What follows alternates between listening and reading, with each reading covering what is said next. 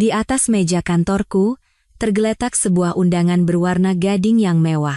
Kalimat yang merayakan ulang tahun pernikahan ke-10 Saraswati Adiningrat dan Baskara Wijoyo diembos dengan tinta emas, berkilauan di bawah cahaya lampu. 10 tahun, mungkin bukan waktu yang terlalu panjang, tetapi cukup untuk mengubah seorang gadis muda penuh mimpi menjadi wanita yang tenang, dan seorang istri yang menciptakan citra keluarga panutan yang sempurna di mata semua orang. Aku, Saraswati Adiningrat, pernah mempercayai hal itu tanpa syarat. Dulu aku berpikir hidupku adalah sebuah simfoni merdu tanpa satu nada sumbang pun, dan suamiku, Baskara Wijoyo, adalah konduktor brilian yang menciptakan lagu indah itu. Menengok kembali 10 tahun terakhir, aku sadar telah mengorbankan banyak hal. Aku melepaskan posisi manajer tim di sebuah perusahaan multinasional yang menjanjikan dan membuka jaringan klinik kecantikan kecil.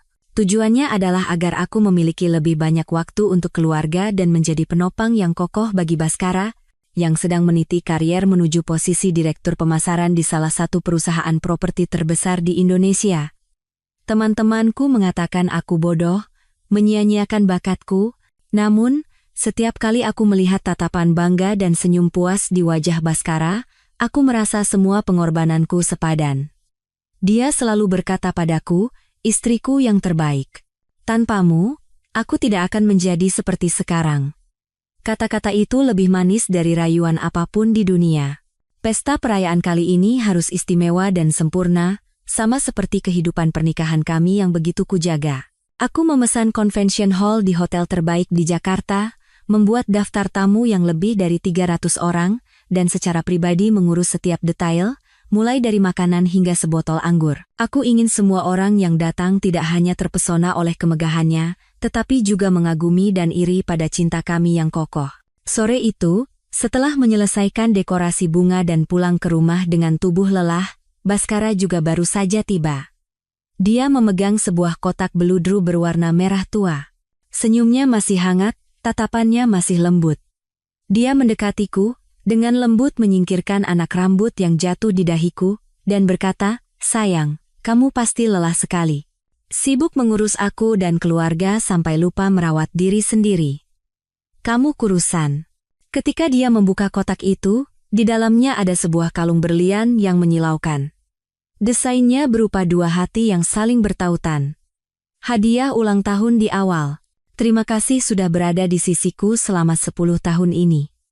Rasanya seperti aliran air hangat menyelimuti hatiku, semua kelelahan sirna dalam sekejap. Aku memeluknya erat, membenamkan wajah di dadanya yang bidang, dan menghirup dalam-dalam aroma parfumnya yang familiar. Dengan suami yang begitu perhatian dan penuh kasih, apalagi yang bisa kuharapkan? Namun, tepat di saat aku tenggelam dalam kebahagiaan, sebuah kejanggalan kecil menyusup, seperti nada sumbang dalam simfoni yang sempurna. Ponsel di saku jas Baskara bergetar singkat. Dia dengan lembut melepaskan pelukanku, mengeluarkan ponselnya, dan memeriksanya. Aku tidak melewatkan ekspresi wajahnya yang mengeras sesaat. Namun, dia segera mematikan layar dan tersenyum padaku. Ah, SMS spam lagi. Tetapi tatapannya tanpa sadar mengarah ke balkon. Sebuah perilaku yang belum pernah dia tunjukkan sebelumnya. Intuisi seorang wanita membisikkan ada sesuatu yang salah, tetapi aku berusaha menepis pikiran itu. Mungkin aku terlalu sensitif. Lelah membuatku berpikir yang tidak-tidak. Aku kembali menyibukkan diri dengan persiapan pesta, memastikan riak kecil di hatiku tidak merusak kebahagiaan besar ini. 10 tahun. Cinta kami telah teruji oleh banyak badai, tidak mungkin ada apa-apa. Namun, riak itu tidak kunjung hilang. Malam itu, saat aku sedang memeriksa daftar tamu terakhir di ruang kerja, telepon untuk Baskara berdering lagi. Kali ini, dia tidak mematikannya. Dia menatapku dengan sorot mata ragu-ragu sejenak. Aku keluar sebentar, mau terima telepon. Urusan kantor. Dia bergegas ke balkon dan menutup pintu kaca sedikit. Celahnya sangat kecil, tetapi dalam keheningan malam, aku bisa samar-samar mendengar beberapa patah kata. Suaranya rendah dan berat, tidak seperti biasanya. Sudah, jangan menangis lagi. Biar aku yang urus semuanya. Ya, besok pagi aku langsung ke sana. Potongan-potongan kalimat itu menjadi jarum tak terlihat yang menusuk dadaku, membangkitkan kembali kegelisahan yang kurasakan di siang hari. Siapa yang menangis? Apa yang harus diurus oleh Baskara? Dan mengapa harus besok pagi? Lusa adalah pesta perayaan kami. Ribuan pertanyaan berputar-putar di kepalaku.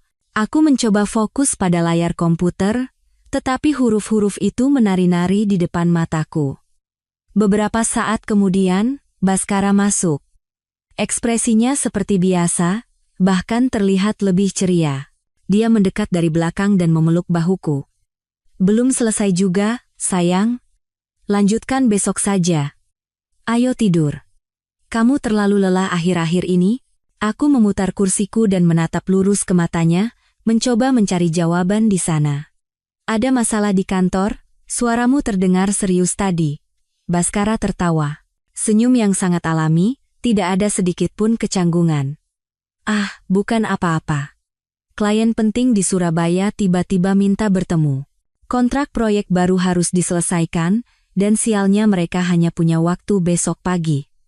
Sepertinya aku harus ke sana sebentar. Pergi pagi, pulang sore. Surabaya. Bukankah proyek itu baru akan dimulai minggu depan? Kenapa terburu-buru? Kecurigaan yang samar muncul di benakku. Sepenting itukah? Lusa kan pesta kita. Apa kamu bisa kembali tepat waktu? Suaraku penuh kekhawatiran.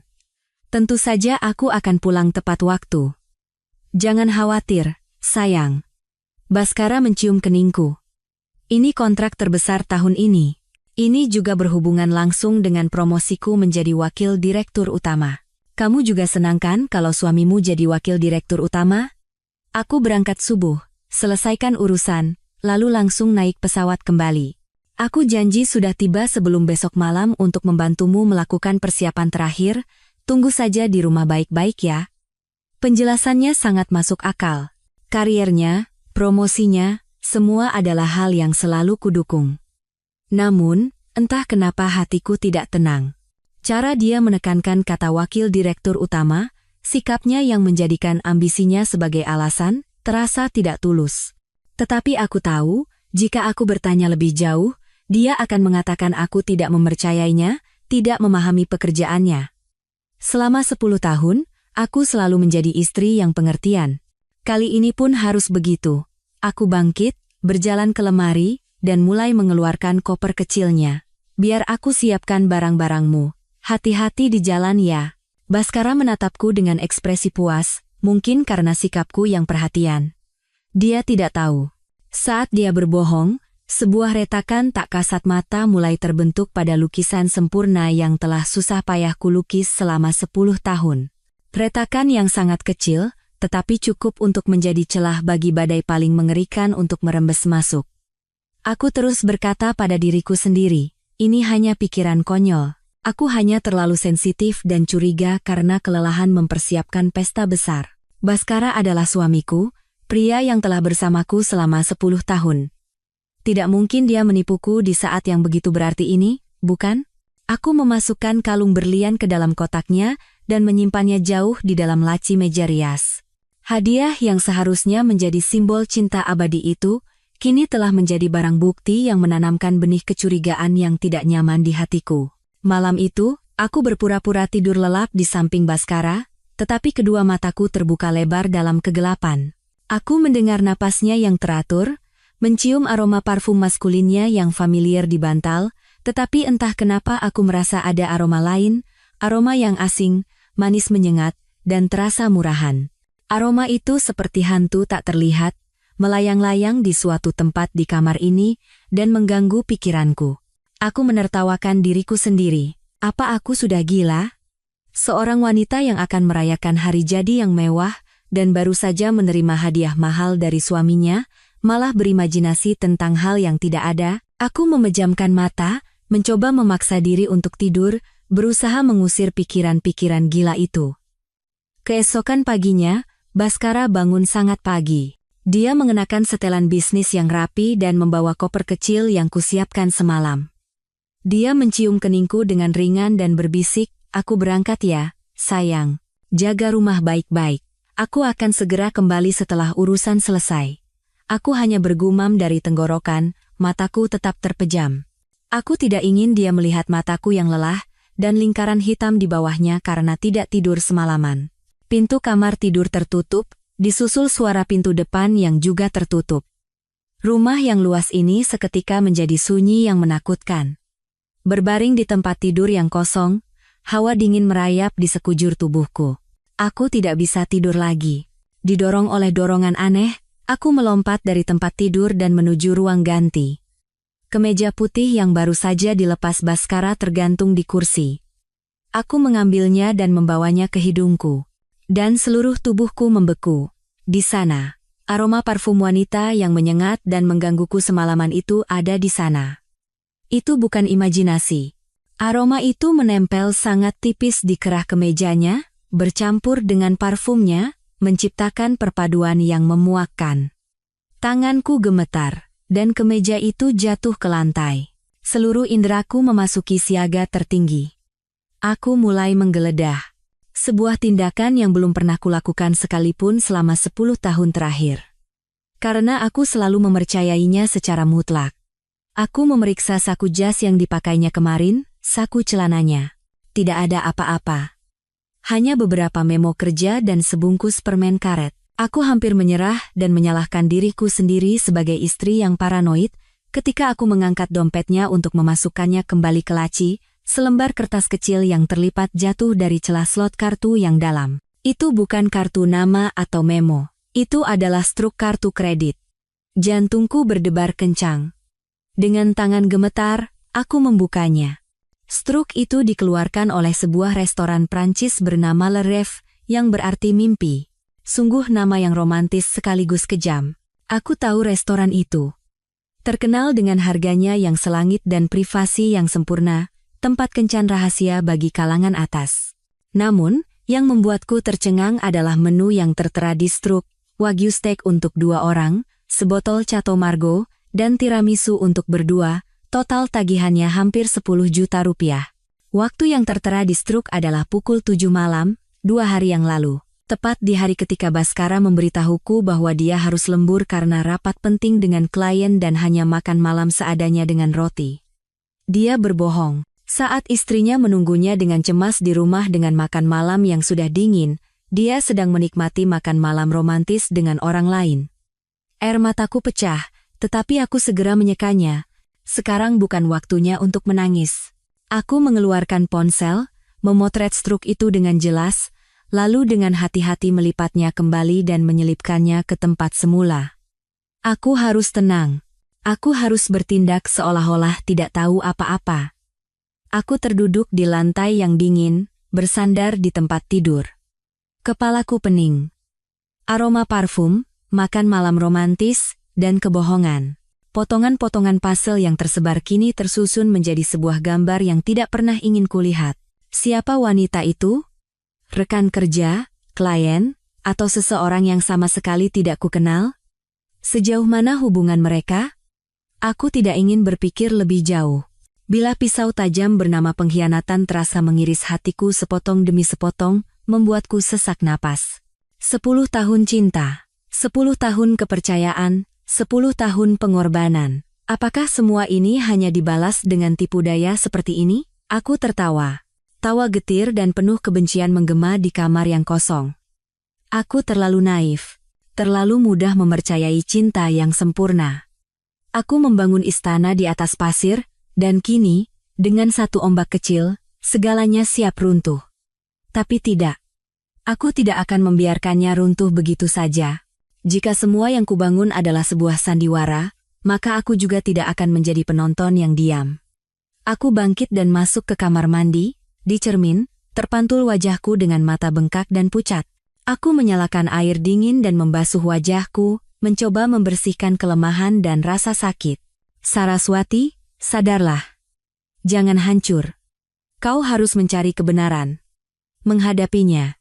Sekejam apapun kebenaran itu, kau harus tahu. Aku menatap diriku di cermin lagi. Sorot mataku menjadi lebih tajam. Jika seseorang memulai sandiwara ini, maka akulah yang akan menulis akhir ceritanya. Perjalanan bisnis ke Surabaya. Mungkin itu bukan perjalanan Baskara seorang diri. Sebuah rencana berani mulai terbentuk di kepalaku. Sebuah rencana yang mungkin akan membakar segalanya, tetapi aku tidak punya pilihan lain.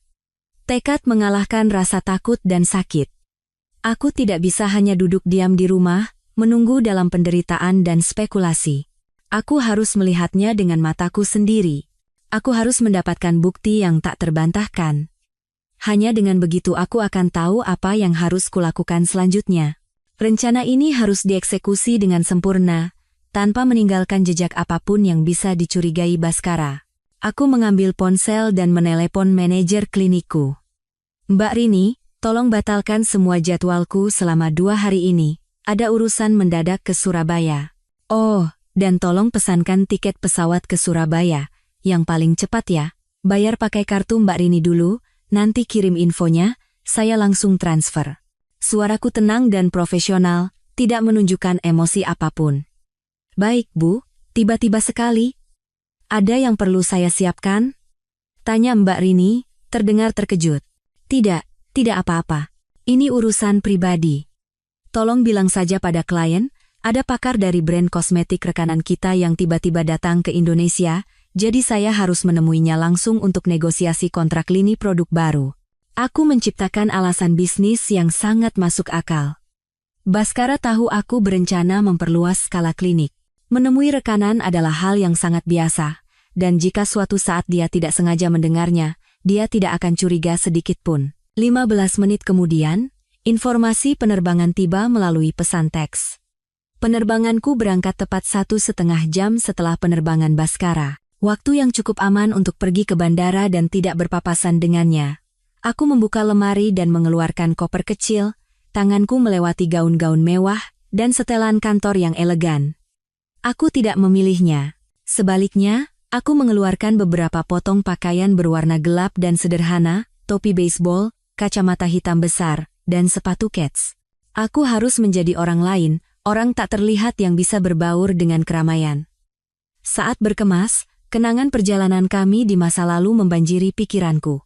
Saat kami pertama kali berlibur bersama, dia dengan hati-hati menata setiap potong pakaianku di koper. Katanya, barang milik istri harus diperlakukan dengan berharga. Saat kami merayakan ulang tahun pernikahan kelima di Paris, dia diam-diam memesan restoran di Menara Eiffel dan membuatku terharu. Kenangan manis itu kini menjadi pisau yang semakin menyayat hatiku. Apakah pria yang begitu perhatian dan lembut itu benar-benar telah tiada?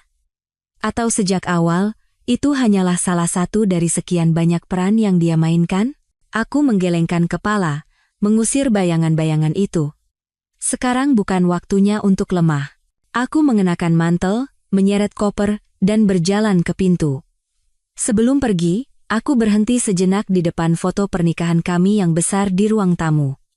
Di foto itu, aku dan Baskara tersenyum bahagia. Foto yang diambil 10 tahun lalu. Saat kami masih pasangan muda yang percaya pada cinta berwarna merah jambu, aku mengulurkan tangan dan dengan lembut mengusap wajah Baskara di foto. Mas Baskara, bisikku. Aku memberimu 10 tahun. 10 tahun kepercayaan dan cinta tanpa syarat. Jika kali ini kau benar-benar mengkhianatiku, jangan salahkan aku jika aku menjadi kejam. Aku berbalik, tanpa menoleh sedikit pun. Foto pernikahan itu tetap di tempatnya. Senyumnya masih cemerlang, tetapi bagiku, itu kini telah menjadi simbol kebohongan. Penerbangan ke Surabaya memakan waktu sedikit lebih dari 1 jam, tetapi terasa seperti selamanya bagiku. Aku duduk di dekat jendela, memandangi awan putih yang berlalu begitu saja, hatiku berkecamuk. Apa yang harus kulakukan setibanya di sana? Bagaimana cara melacaknya? Dan jika kecurigaanku benar, bagaimana aku akan menghadapinya? Tidak ada jawaban. Aku hanya tahu aku harus pergi sampai akhir. Bandara Internasional Juanda menyambutku dengan gerimis musim gugur. Udara yang sejuk membuat hatiku yang kosong semakin dingin. Aku tidak memesan taksi ke hotel, melainkan menyewa mobil. Aku harus bergerak secara mandiri dan fleksibel. Setelah keluar dari bandara, aku langsung menuju hotel bintang 5 tempat Baskara mengatakan akan bertemu klien. Namun, aku tidak masuk. Aku memarkir mobil di sebuah kafe di seberang yang memungkinkan aku melihat seluruh lobi hotel. Aku memesan secangkir kopi hitam pekat. Rasa pahitnya sedikit menjernihkan pikiranku. Aku duduk di sana, menunggu dengan sabar seperti pemburu yang menanti mangsanya. Waktu berjalan lambat, 1 jam, 2 jam, lalu 3 jam. Aku sudah menghabiskan 2 cangkir kopi. Jantungku mulai berdebar lebih cepat, campuran antara cemas dan gelisah. Jangan-jangan dia berbohong tentang tempatnya juga? Apakah aku berada di tempat yang salah? Tepat saat aku hendak menyerah, sosok yang familiar muncul di lobi hotel. Baskara. Dia tidak mengenakan setelan bisnis, melainkan kemeja dan celana kasual. Dia sedang berbicara di telepon dengan ekspresi sedikit cemas. Aku segera mengeluarkan kamera digital kecil dengan lensa tele yang telah kusiapkan dan mengarahkannya padanya. Aku menahan napas, berusaha agar tanganku tidak gemetar. Beberapa detik kemudian, sebuah taksi putih berhenti di depan pintu masuk hotel. Pintu belakang terbuka, dan seorang wanita muda turun. Dia mengenakan gaun sederhana bermotif bunga, rambut panjangnya tergerai, dan wajahnya pucat karena kelelahan.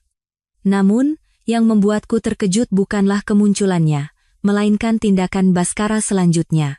Dia segera mematikan telepon dan berlari menghampirinya. Bukan sekadar membukakan pintu mobil sebagai basa-basi, melainkan dia berputar ke belakang wanita itu dan memapahnya dengan gerakan penuh kekhawatiran dan kelembutan. Dia menyampirkan jasnya di bahu wanita itu, satu tangan menopangnya, tangan yang lain merangkul pinggangnya. Mereka tidak masuk ke hotel. Mereka menuju ke area parkir. Aku segera menyalakan mesin mobil dan mengikuti mereka. Jantungku sesak seolah diremas seseorang. Tindakan Baskara bukanlah sikap seorang atasan terhadap bawahan atau rekanan.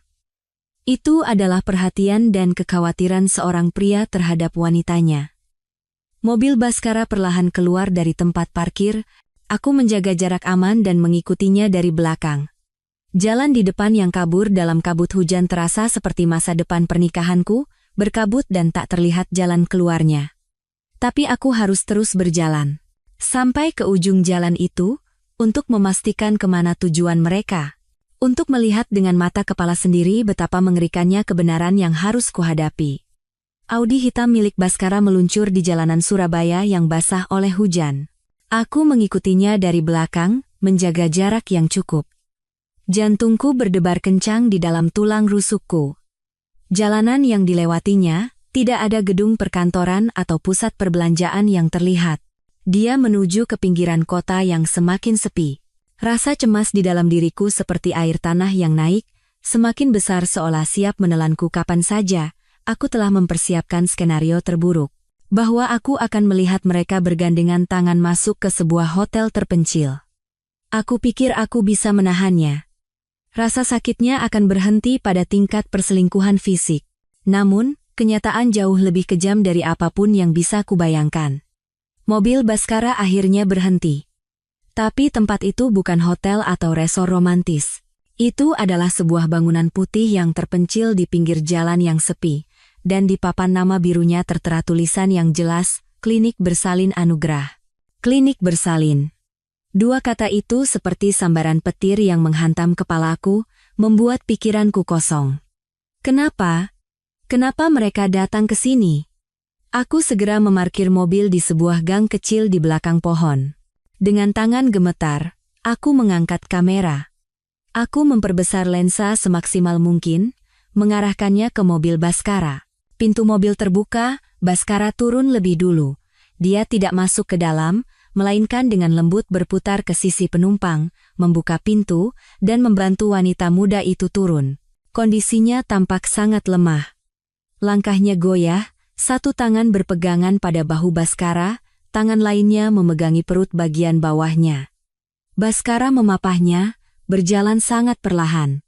Tatapannya tidak pernah lepas dari wanita itu sedetik pun, penuh dengan kekhawatiran dan rasa iba. Mereka langsung masuk ke dalam klinik dan menghilang di balik pintu kaca. Aku duduk termangu di dalam mobil. Kamera terlepas dari tanganku dan jatuh ke kursi penumpang. Segala sesuatu di sekitarku terasa berputar. Klinik bersalin. Aborsi. Pengguguran kandungan. Kata-kata yang tercecer itu terhubung dengan sendirinya di kepalaku, menciptakan kebenaran mengerikan yang tidak berani ku percaya. Dia hamil, anak suamiku. Dan hari ini, dia berbohong padaku akan pergi dinas, dan membawanya ke sini untuk menyelesaikan akibat dari dosa mereka. Duniaku runtuh.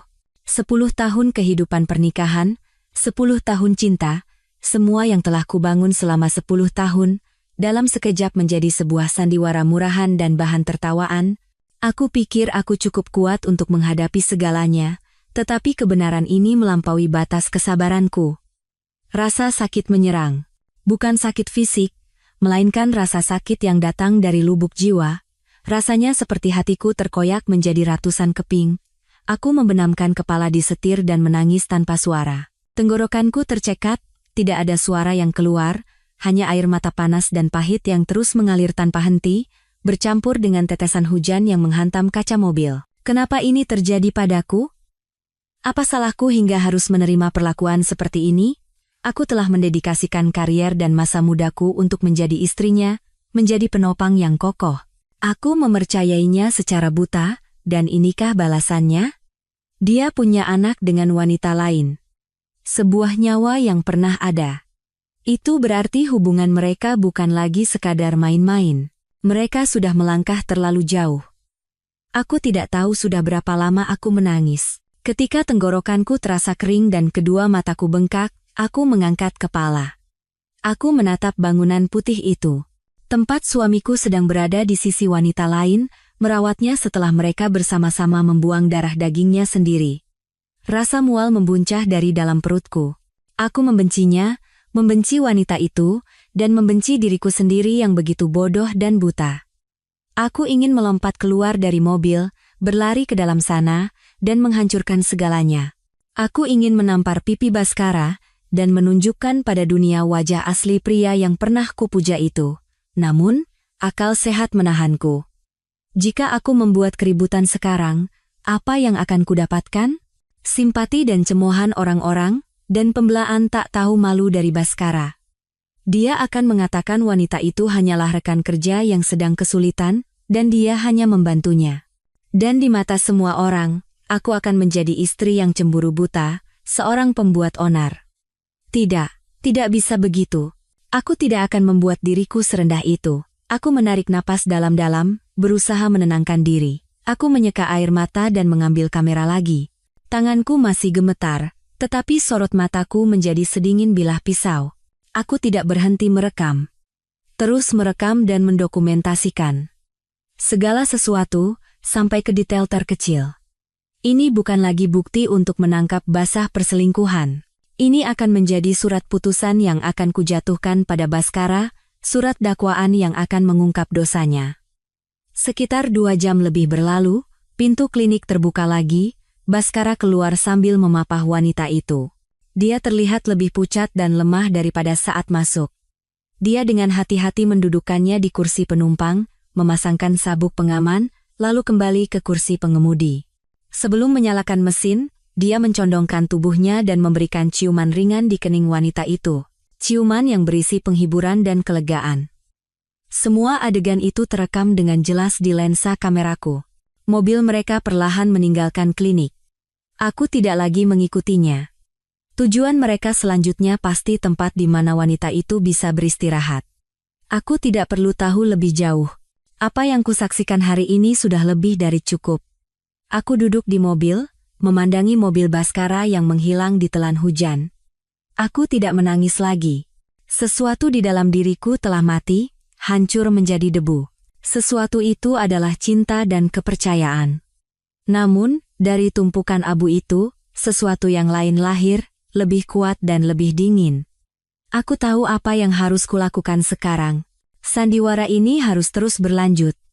Dan orang yang akan menentukan kapan tirai ditutup adalah aku. Hujan di luar jendela mobil sepertinya semakin deras. Tetesan air menghantam kaca dengan keras, mengeluarkan suara yang mendesak dan sedih, seperti gejolak hatiku. Aku tidak langsung pergi. Aku duduk diam tak bergerak di dalam mobil yang dingin, menatap gedung klinik tempat sebuah tragedi baru saja dipentaskan di depan mataku. Tragedi di mana akulah satu-satunya penonton. Rasa sakit itu masih ada. Pedih dan nyeri seperti luka yang ditaburi garam. Namun di atas rasa sakit itu, kemarahan yang dingin perlahan menggerogoti hatiku. Aku sudah menangis, sudah menjerit tanpa suara, sudah membiarkan kelemahan menggerogoti jiwaku. Tapi sekarang, cukup. Air mata tidak akan mengubah kebenaran, tidak akan membuat pengkhianat menyesal. Hanya tindakan-tindakan yang tegas dan kejam, yang akan mengembalikan keadilan atas 10 tahun masa mudaku dan kepercayaanku yang hilang. Aku menyalakan mesin mobil, tetapi tidak kembali ke bandara. Sebaliknya, aku mengemudikan mobil ke sebuah kafe kecil yang tenang, tempat aku bisa menata pikiran yang kacau. Aku memesan secangkir espresso. Rasa pahit yang menusuk lidah menembus otakku, anehnya membuat pikiranku menjadi jernih.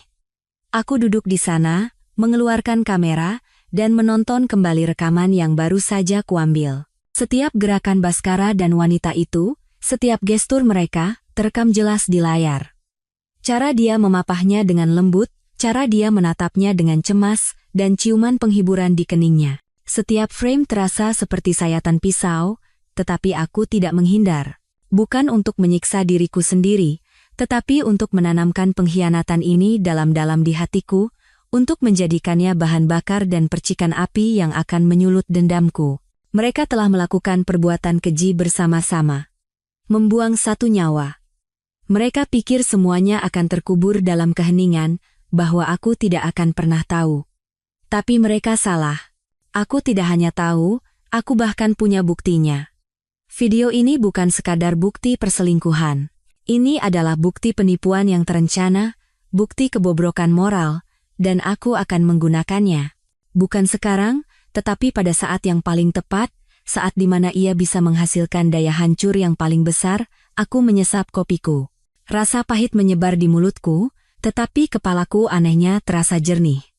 Sebuah rencana mulai terbentuk, hingga ke detail terkecil. Aku tidak akan membuat keributan atau menuntut penjelasan.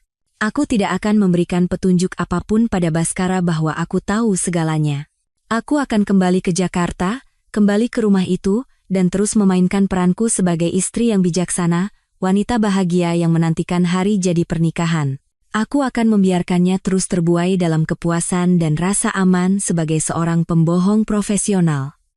Pesta ulang tahun pernikahan ke-10. Dia ingin menggunakannya untuk menaikkan citranya, menjilat atasannya, dan sebagai batu loncatan untuk posisi wakil direktur utama yang begitu didambakannya. Baiklah, aku akan membantunya menjadikan pesta itu sebagai acara yang tak akan pernah terlupakan.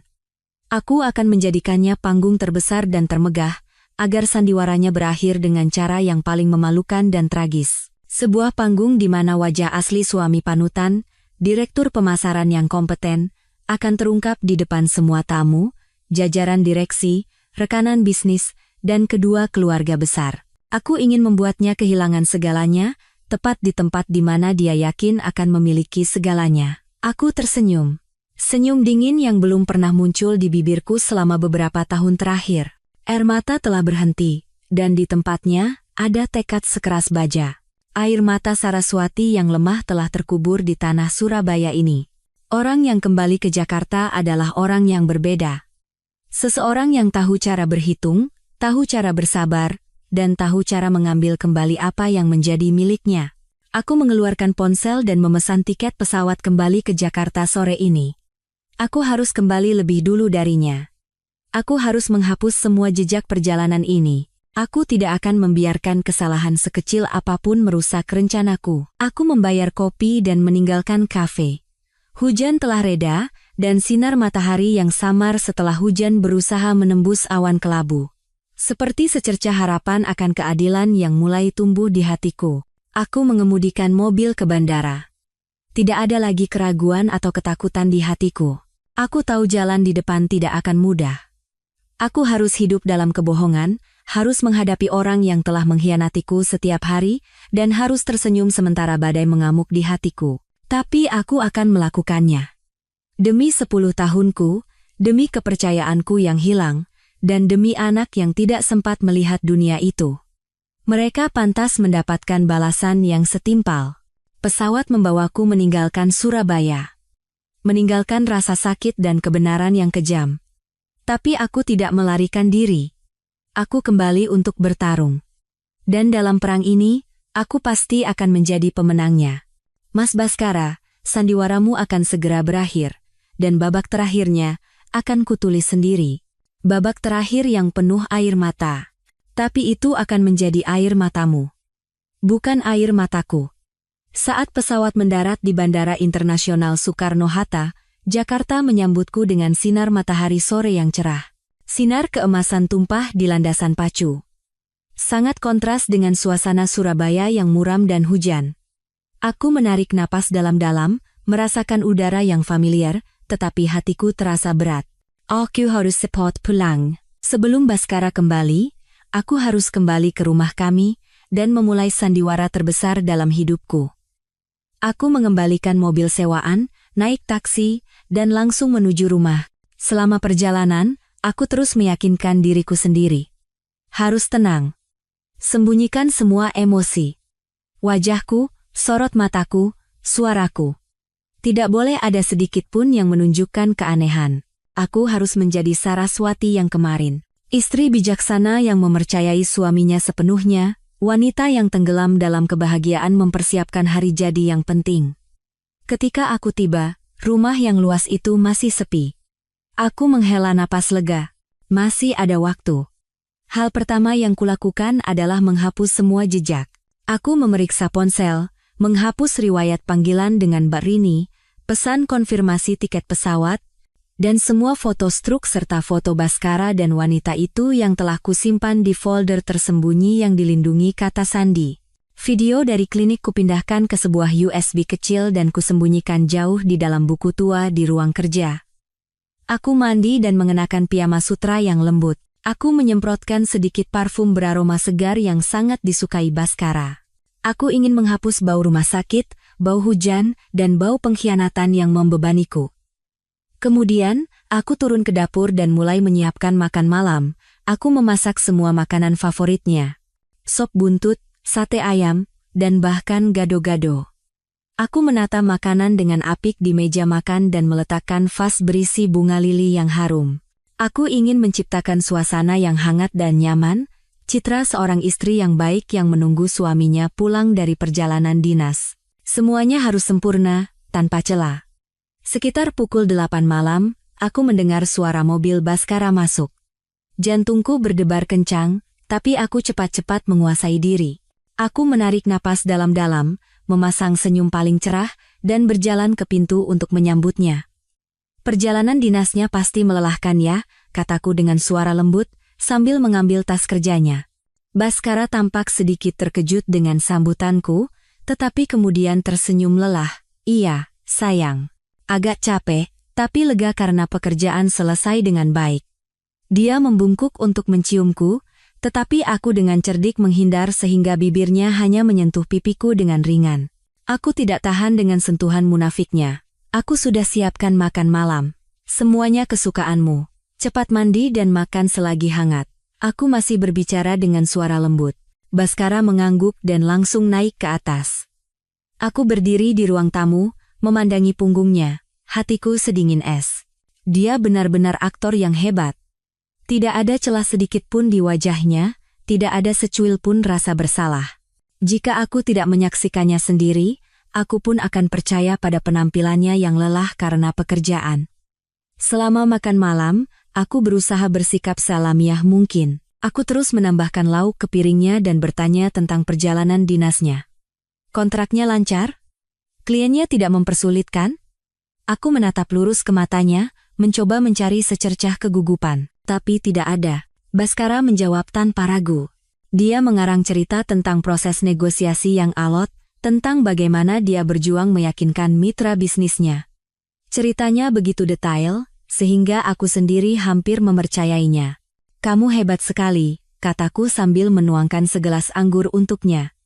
Syukurlah semuanya beres. Sekarang kita bisa fokus pada pesta perayaan kita. Persiapannya sudah hampir selesai, tinggal mempelai prianya saja yang tampil gagah. Mendengar perkataanku, Baskara tertawa lepas. Tawa yang penuh percaya diri. Dia mengangkat gelasnya dan menyentuhkannya dengan ringan ke gelasku. Semua ini berkat istriku. Kamu benar-benar penopangku yang paling kokoh. Aku ikut tersenyum dan membawa gelas ke bibirku, tetapi hatiku terasa pahit. Penopang. Berkat aku menjadi penopangnya, dia bisa dengan tenang berperang di medan lain, medan yang ternoda oleh dosa. Malam itu, saat berbaring di tempat tidur, Baskara memelukku dari belakang dan berbisik, "Aku kangen." Seluruh tubuhku menegang. Sentuhannya terasa menjijikkan. Aku segera mencari alasan. "Aku lelah sekali, sayang. Sepertinya beberapa hari ini terlalu memaksakan diri untuk persiapan pesta." Baskara terdengar sedikit kecewa, tetapi dia tidak berkata apa-apa lagi dan melepaskan pelukannya. "Kalau begitu, cepatlah tidur." Dia membalikkan badan, dan beberapa saat kemudian, napasnya yang teratur terdengar. Bagaimana dia bisa tidur begitu nyenyak? Setelah melakukan hal sekeji itu dan berbohong terang-terangan pada istrinya, bagaimana dia bisa tidur dengan begitu damai, dan aku kembali terjaga semalaman. Mendengar napas orang di sampingku, aku merasakan keterasingan yang menakutkan. 10 tahun kami tidur di ranjang yang sama, tetapi baru malam ini aku menyadari bahwa aku tidak pernah benar-benar memahami pria ini. Aku telah memulai sandiwaraku, peran yang menyakitkan dan sulit, tetapi aku tahu aku harus terus melakukannya. Sampai hari di mana tirai sandiwara ini ditutup, aku harus memerankan peran ini dengan sempurna. Dan saat itu tiba, orang yang harus membayar semua harganya, bukanlah aku. Hidup dalam kebohongan adalah siksaan yang luar biasa. Setiap hari aku harus mengenakan topeng, tersenyum dan berbicara pada orang yang telah menusukku dari belakang. Setiap kata manis Baskara, setiap sentuhan mesranya, membuatku mual, tetapi aku harus menerimanya dan memainkan peran sebagai istri yang bahagia dengan sempurna. Tekanan ini perlahan menggerogoti jiwaku seperti racun. Aku tahu aku tidak bisa melakukan ini sendirian. Aku butuh sekutu. Seseorang yang cerdas, berhati-hati, dan bisa dipercaya untuk membantuku menyusun rencana yang sempurna. Dan yang terpenting, seseorang tempatku bisa meluapkan beban psikologis yang semakin berat ini. Aku teringat pada Reza Pramudia, sahabat terbaikku sejak kuliah. Reza bukan detektif swasta. Dia adalah seorang pengacara korporat, tetapi aku tahu dia memiliki kecerdasan, logika, dan jaringan yang diperlukan untuk membantuku. Lebih dari itu, dia adalah satu-satunya orang yang bisa kupercaya sepenuhnya saat ini. Aku bertemu Reza di sebuah kafe buku yang tenang, tempat kami sering berkunjung saat masih mahasiswa. Sudah lama tidak bertemu, Reza terlihat lebih dewasa dan berwibawa. Mengenakan setelan yang pas di badan, dia memancarkan kepercayaan diri seorang pengacara sukses. Melihatku, dia tersenyum hangat seperti dulu. Wah, CEO jaringan klinik kecantikan yang sukses ini akhirnya punya waktu juga bertemu teman miskinnya? Nada bicaranya masih jenaka, tetapi di matanya tersirat kekhawatiran yang tulus. Aku memaksakan senyum, tetapi mungkin terlihat lebih buruk dari tangisan. Jangan bercanda. Aku sedang ada masalah serius. Melihat ekspresiku, Reza langsung menjadi serius. Dia memesan 2 cangkir teh kamomil. Ada apa? Ceritakan. Aku akan mendengarkan. Kamu terlihat sangat tidak baik. Aku menarik napas dalam-dalam dan mulai bercerita. Mulai dari kecurigaan awal, perjalanan rahasia ke Surabaya, hingga pemandangan mengerikan yang kusaksikan di klinik bersalin. Aku menceritakan semuanya tanpa menyembunyikan satu detail pun. Reza mendengarkan dengan tenang tanpa memotong. Alisnya semakin berkerut, dan wajahnya mengeras. Sesekali dia mengangguk, sorot matanya yang tajam seolah menganalisis setiap kata-kataku. Setelah ceritaku selesai dan aku menunjukkan video yang kuambil, dia terdiam lama. Keheningannya membuatku cemas. Apakah aku terlalu gegabah? Terlalu emosional? Aku bertanya dengan cemas. Reza menggelengkan kepala. Dia menatapku dengan sorot mata yang bercampur antara amarah atas namaku dan rasa hormat. Tidak, Saras. Kau sangat tenang dan berani. Kebanyakan wanita dalam situasimu akan hancur atau membuat keributan yang tidak berguna. Kau telah melakukan hal yang paling sulit. Menahan emosi dan mengamankan bukti.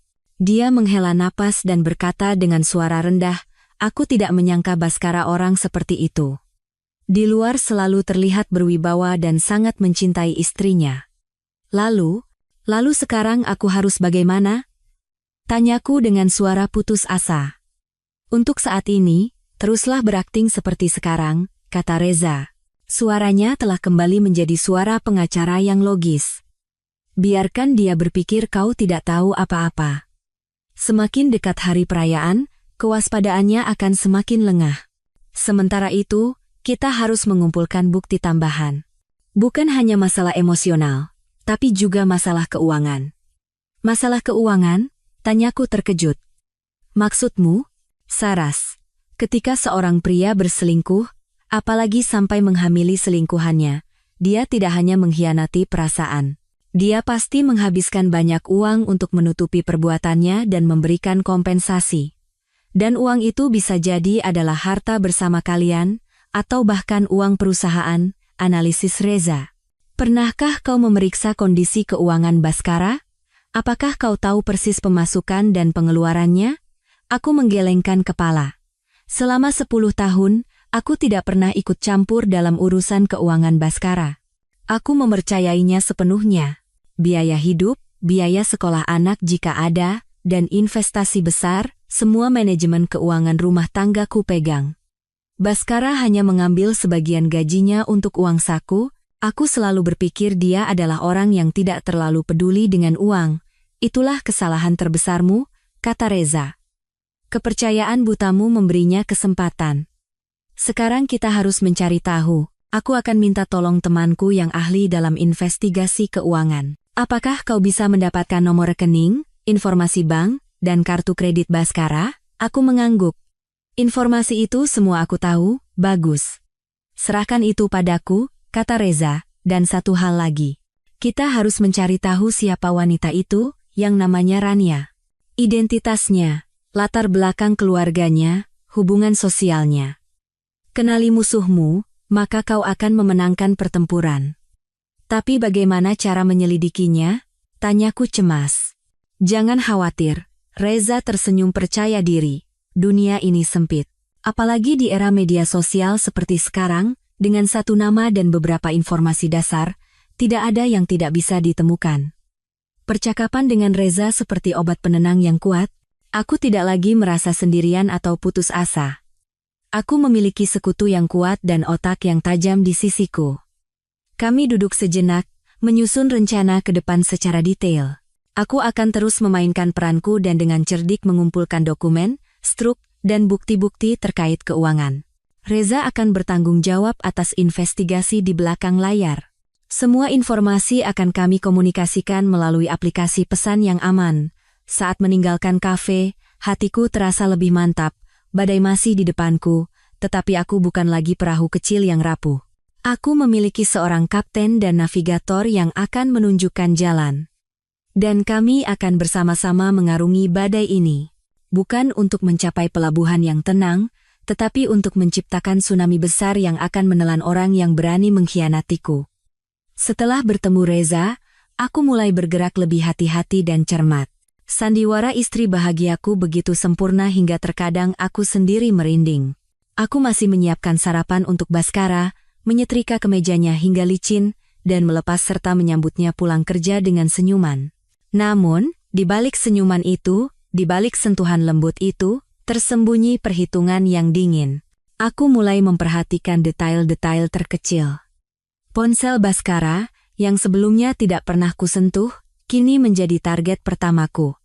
Dia sangat berhati-hati, selalu mengunci dengan kata sandi dan hampir tidak pernah meletakkannya, tapi setiap orang pasti punya celah.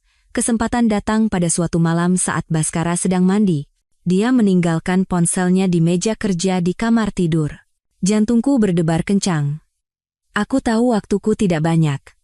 Aku segera mengambil ponsel itu. Kata Sandi. Aku menarik napas dalam-dalam dan mencoba memasukkan tanggal lahirnya. Salah. Tanggal lahirku juga salah. Tanggal pernikahan kami juga bukan. Keringat dingin mulai mengalir. Masa aku gagal di langkah pertama, aku menenangkan diri dan berpikir angka penting apalagi baginya. Tiba-tiba aku teringat nomor plat mobil pertama yang dibelinya. mobil yang sangat dibanggakannya. Dengan tangan gemetar, aku memasukkan angka-angka itu. Layar terbuka. Aku menghela napas lega. Tidak ada waktu untuk melihat pesan atau riwayat panggilan. Targetku adalah informasi keuangan. Aku segera masuk ke aplikasi mobile bankingnya. Dia memiliki 3 rekening di 3 bank yang berbeda. Aku mengambil tangkapan layar dari seluruh riwayat transaksi selama setahun terakhir dari ketiga rekening tersebut. Ratusan transaksi besar dan kecil terpampang di depanku. Tidak ada waktu untuk membacanya secara detail. Aku hanya fokus menyimpan semuanya. Kemudian aku masuk ke kotak masuk emailnya dan mencari laporan tagihan kartu kredit. Semuanya juga kuunduh dan kukirim ke alamat email baru yang kubuat khusus untuk ini. Setelah menyelesaikan semua pekerjaan dan membersihkan jejak, suara air di kamar mandi berhenti. Aku segera mengunci layar, meletakkan ponsel di tempat semula, dan keluar dari kamar. Jantungku masih berdebar kencang. Rasanya mengerikan, bertindak seperti pencuri di rumahku sendiri. Tapi aku tahu ini harus dilakukan. Malam itu, setelah memastikan Baskara tertidur lelap, barulah aku menyalakan laptop cadangan dan mulai memeriksa apa yang telah kukumpulkan. Angka-angka dingin di laporan transaksi bank perlahan mengungkap kebenaran yang lebih mengerikan dari perselingkuhan. Selain gaji yang masuk ke rekening utama yang kuketahui, ada sejumlah besar uang dari sumber yang tidak diketahui masuk ke 2 rekening lainnya. Uang ini segera ditransfer ke rekening asing lain atau ditarik tunai. Apakah ini uang suap dari proyek? Aku tidak yakin. Tapi ini menunjukkan bahwa Baskara tidak sebersih kelihatannya. Namun, yang paling membuatku terkejut adalah riwayat transaksi kartu kredit, serangkaian pembayaran untuk barang-barang mewah, yang belum pernah kulihat sebelumnya berderet. Jam tangan Rolex seharga ratusan juta, tas Hermes Birkin yang harganya selangit. Dan biaya perjalanan ke resor bintang 5 di Surabaya dan Bali pada tanggal-tanggal di mana dia mengatakan sedang dinas keluar kota. Dan akhirnya, aku menemukannya. Pembayaran sebesar 300 juta rupiah 6 bulan lalu. Keterangan pembayaran. Uang muka apartemen Taman Cendana. Apartemen Taman Cendana. Kompleks apartemen baru yang terkenal dengan desain mewah dan harga selangit. 300 juta rupiah. Dari mana dia mendapatkan uang sebanyak itu? Dan untuk siapa apartemen itu dibeli? Seluruh tubuhku gemetar. Aku teringat 6 bulan lalu, saat Baskara mengatakan membutuhkan uang besar untuk berinvestasi dalam proyek properti yang potensial bersama temannya. Dia membujukku untuk mencairkan sebagian dari tabungan bersama kami, yang kukumpulkan dengan susah payah dari hasil klinik. Dia mengatakan ini adalah kesempatan emas, dan dalam beberapa tahun, modal akan kembali dan keuntungan bisa berlipat ganda. Aku, yang sangat mempercayai kelihayan bisnis suamiku, setuju tanpa ragu. Ternyata, proyek potensial itu adalah sebuah apartemen mewah, dan teman yang berinvestasi bersamanya jelas bukan seorang pria. Kemarahan membuncah tak terkendali. Dia tidak hanya menipu perasaanku, tetapi juga uangku. Dengan darah dan keringatku, dia membelikan rumah lain untuk selingkuhannya. Pengkhianatan ini bukan hanya satu bilah pisau. Ini adalah ribuan, puluhan ribu bilah pisau yang mencabik-cabik hati dan harga diriku. Malam itu juga, aku mengirimkan semua bukti kepada Reza. Keesokan paginya, dia menelepon dengan suara serius. Saras, situasinya lebih parah dari yang kita duga. Aku sudah menyuruh orang memeriksanya, dan apartemen Taman Cendana itu atas nama seorang wanita bernama Rania Alisha. Rania Alisha. Nama yang samar-samar ku dengar di video dari klinik. Sekarang semuanya menjadi jelas. Semuanya telah direncanakan dengan sempurna. Dengan uangku, dia membelikannya rumah dan merencanakan masa depan bersamanya. Kehidupan pernikahanku, rumahku, semua hanyalah tempat persinggahan yang dimanfaatkannya, seekor angsa yang bertelur emas. Tidak ada lagi yang perlu dikatakan. Kebenaran begitu nyata dan begitu kejam. Kini, di hatiku tidak ada lagi secuil pun cinta, sejumput pun harapan, hanya kehampaan dan dendam yang dingin yang tersisa. Pesta perayaan yang akan datang. Itu bukan hanya akan menjadi tempat untuk mengungkap perselingkuhannya. Itu akan menjadi tempat di mana aku akan merebut kembali semua milikku, uangku dan kehormatanku. Setelah mendapatkan bukti kuat mengenai keuangan, aku tahu aku memiliki senjata yang sangat ampuh. Namun, untuk menutup tirai sandiwara dengan cara yang paling sempurna, aku perlu memahami lawanku lebih dalam. Rania Alisha. Siapakah dia? Dari mana asalnya, dan bagaimana persisnya hubungannya dengan Baskara? Apakah dia hanya gadis lugu yang silau oleh penampilan gemerlap Baskara? Ataukah dia adalah kaki tangan dalam sandiwara penipuan ini? Aku meneruskan pertanyaan-pertanyaan ini kepada Reza. Dan hanya dalam beberapa hari, dia mengirimkan laporan rinci tentang Rania Alisha, sebuah laporan yang membuatku melihat segalanya dari sudut pandang yang baru. Rania Alisha bukanlah anak magang lugu seperti yang kubayangkan. Dia berusia 22 tahun, lahir di sebuah kota kecil dari keluarga pekerja biasa. Orang tuanya bercerai sejak dini, dan Rania tinggal bersama ibunya, terpaksa bekerja sejak usia muda. Masa lalunya cukup rumit. Dia pernah beberapa kali menjalin hubungan dengan pria-pria tua dan kaya. Tujuannya jelas. Menggunakan masa muda dan kecantikannya untuk mendapatkan kehidupan mewah dan melarikan diri dari masa lalu miskin yang selalu ingin ditinggalkannya. Laporan Reza juga melampirkan isi pesan WhatsApp yang berhasil dipulihkan dari ponsel lama Rania, pesan-pesan yang telah dihapusnya, tetapi berhasil dikembalikan oleh ahli teknologi Reza. Membaca pesan-pesan itu, aku merinding melihat betapa perhitungannya gadis muda ini. Dia bukan korban, melainkan seorang pemburu profesional. Begitu masuk sebagai anak magang di perusahaan, dia sengaja mendekati Baskara. Dengan penampilannya yang rapuh dan lemah, dia membangkitkan rasa kasihan dan insting melindungi dari seorang pria parubaya. Dia terus-menerus mengeluh tentang kondisi keluarganya yang sulit dan mimpi-mimpinya yang kandas, menciptakan citra gadis malang yang butuh perlindungan. Dan Baskara, yang berada di puncak kesuksesan, dan mungkin merasa jenuh dengan kehidupan rumah tangga yang terlalu damai, dengan mudah masuk ke dalam perangkap itu. Dia menemukan kesegaran, kekaguman, dan ketergantungan pada Rania, sesuatu yang tidak bisa ditemukannya pada diriku, istrinya yang terlalu mandiri dan kompeten. Namun, yang paling menjijikkan adalah pesan-pesan setelah dia tahu dirinya hamil. Mas Bas, aku hamil. Aku takut sekali. Aku tidak tahu harus bagaimana. Awalnya, pesan itu terdengar seperti orang yang ketakutan. Namun, beberapa hari kemudian, setelah yakin bahwa Baskara tidak akan meninggalkannya, nada bicara Rania berubah total. Mas, jadi gimana? Masa anak kita nanti tumbuh tanpa ayah? Aku nggak minta status apa-apa kok. Cukup Mas siapkan satu rumah saja untuk menjamin masa depanku dan anak kita. Dia tidak meminta secara langsung. Dia menggunakan bayi itu, menggunakan kelemahan seorang ibu muda untuk menekan, dan perlahan-lahan mencapai tujuannya. Apartemen Taman Cendana adalah hasil dari pesan-pesan itu. Dan setelah mendapatkan rumah, dia mulai menuntut lebih banyak. Mas, kapan mau ceraikan istrimu? Aku nggak mau anak kita nanti disebut anak haram.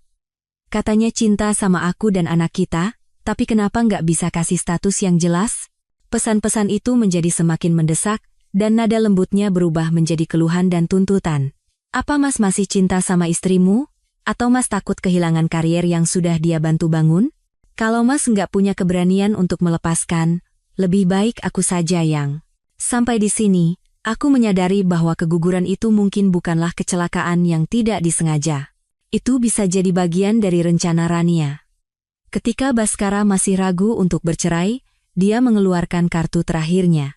Mungkin dia sengaja memicu keguguran, atau setidaknya dengan tidak berhati-hati, dia menjadikan dirinya korban yang lebih menyedihkan di depan Baskara, membuatnya merasa lebih bersalah dan berutang budi. Di usia yang baru 22 tahun, bisa memiliki pemikiran dan taktik yang begitu mengerikan, aku tidak lagi memiliki sedikit pun rasa kasihan padanya. Dia dan Baskara, mereka adalah pasangan yang serasi. Yang satu haus materi, yang lain haus akan puja-puji dan rasa berkuasa. Mereka saling menemukan dan bersama-sama menciptakan sandiwara kebohongan yang menginjak-injak kebahagiaanku.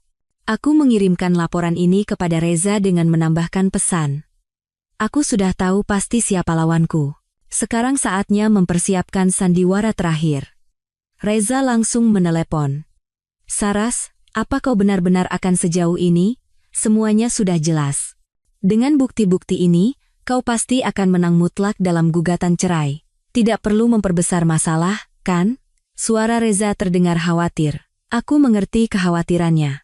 Dia mengkhawatirkanku. Dia takut aku akan terjebak dalam pusaran dendam dan melukai diriku sendiri. Tapi dia tidak mengerti bahwa bagiku sekarang, gugatan cerai saja tidak cukup. Reza, aku bukan hanya ingin bercerai, kataku dengan suara tenang namun tegas. Aku ingin keadilan. Selama 10 tahun, aku hidup untuknya, berkorban untuknya. Dia tidak hanya mengambil uangku, tapi juga kepercayaan dan masa mudaku. Dan sekarang, di hari ulang tahun pernikahan kami yang ke-10, hari yang menjadi simbol pengorbananku, dia ingin menjadikannya batu loncatan untuk kariernya. Aku tidak bisa menerimanya, aku ingin dia membayar harganya. Aku akan membuatnya kehilangan segalanya, tepat di tempat di mana dia paling merasa percaya diri. Hanya dengan begitu, aku merasa bisa benar-benar memulai hidup baru. Di seberang telepon, Reza terdiam lama. Akhirnya, dia menghela napas. Baiklah. Jika itu keputusanmu, aku akan membantumu sampai akhir. Katakan apa yang harus kulakukan. Aku tersenyum. Aku tahu Reza akan selalu mendukungku. Bantu aku satu hal terakhir. Pesta itu. Semuanya harus direkam dengan sempurna. Waktu berlalu, dan hari pesta yang menentukan itu tinggal kurang dari seminggu. Selama itu, aku hidup seperti aktris kelas 1. Siang hari, aku tetap menjadi Saraswati, istri yang lembut dan bahagia, sibuk mempersiapkan hari jadi yang penting.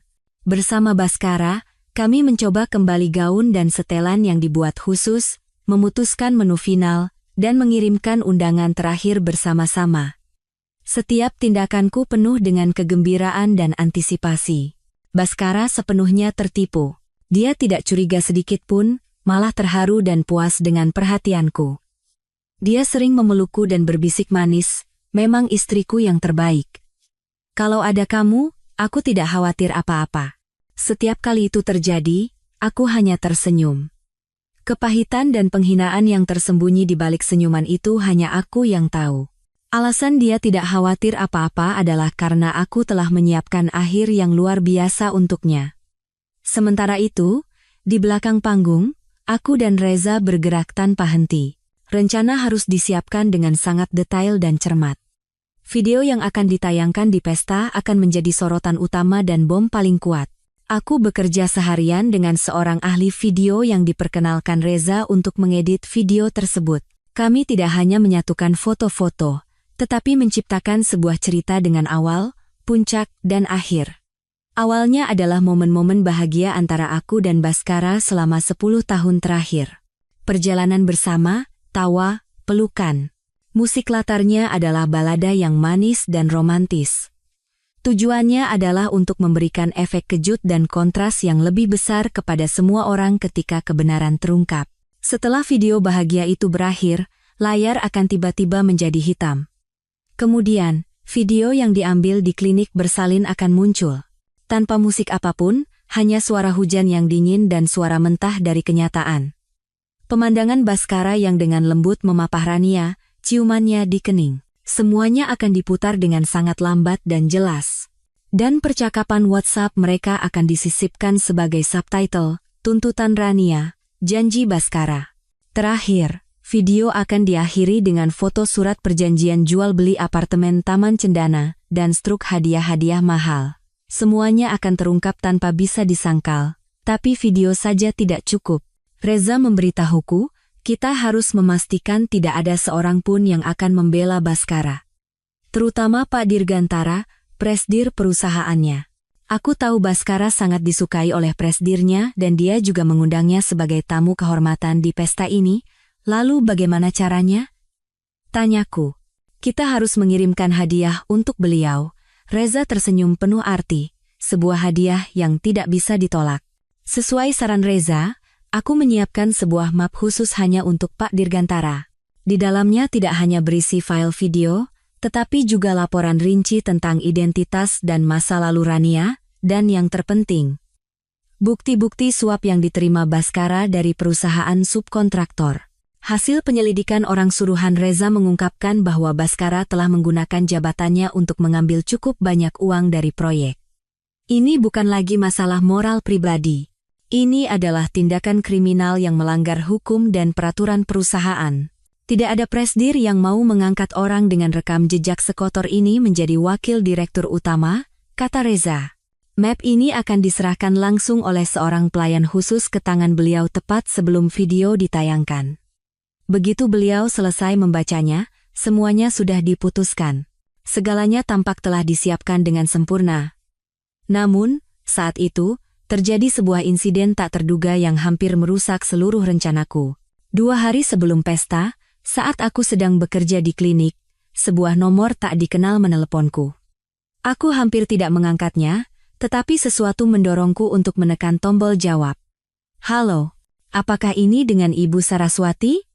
Di seberang telepon, terdengar suara seorang wanita muda yang sedikit ketakutan. Iya, saya Saraswati. Ini siapa ya? Saya. Rania. Seluruh tubuhku membeku. Rania. Kenapa dia meneleponku? Bu, bisakah kita bertemu sebentar? Ada yang ingin saya bicarakan. Ini sangat penting. Suaranya bergetar, hampir memohon. Aku bingung. Pikiranku kacau. Apa yang dia inginkan? Apakah dia tahu rencanaku? Atau ini adalah jebakan yang dibuat Baskara? Saya rasa tidak ada yang perlu kita bicarakan, jawabku dingin dan hendak menutup telepon. Tunggu Bu.